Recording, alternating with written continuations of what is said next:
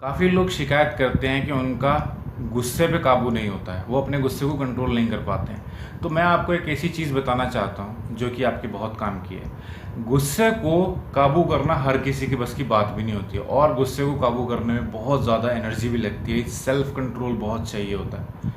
बहुत लोगों के पास सेल्फ कंट्रोल नहीं होता, लेकिन हम क्या कर सकते हैं, हम थोड़ा बहुत तो कुछ कर ही सकते हैं ना। तो उसके लिए क्या है कि हमें कम से कम पता होता है कि कैसी सिचुएशंस होती हैं जहाँ पे हम अपना गुस्सा काबू नहीं कर सकते, किस किस्म की सिचुएशंस क्रिएट होती हैं। जैसे मान लीजिए आप कुछ भी करते हो तो आपको पता है कि इस सिचुएशन में गुस्सा आएगा ही आएगा, तो आप उस किस्म की सिचुएशंस ही क्रिएट ना होने दो।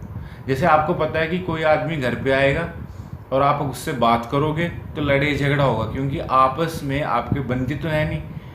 आप सोच के बात करते हो कि शायद इस बार बातचीत सही होगी और आप उस व्यक्ति से बातचीत करते हो और बातचीत किस चीज़ में कन्वर्ट हो जाती है, किस चीज़ में तब्दील हो जाती है, लड़ाई झगड़े में।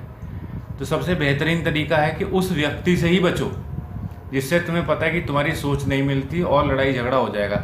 इसी तरीके से कुल मिला के मतलब ये है कि आप एक एनवायरनमेंट जो क्रिएट होता है उस एनवायरनमेंट को क्रिएट ही मत होने दो। जैसे आपको पता है कि आप कुछ काम करोगे या कहीं जाओगे तो लड़ाई झगड़ा होने की संभावना पूरी है, तो आप उस एनवायरनमेंट को ही क्रिएट मत होने दो। जैसे पॉर्न देखते हो, आपको पता है कि पॉर्न वीडियोस देखोगे, पॉर्न कंटेंट पढ़ोगे तो आपका मैस्टरबेट करने का दिल करेगा। तो आप वो एनवायरनमेंट ही क्रिएट ना होने दो।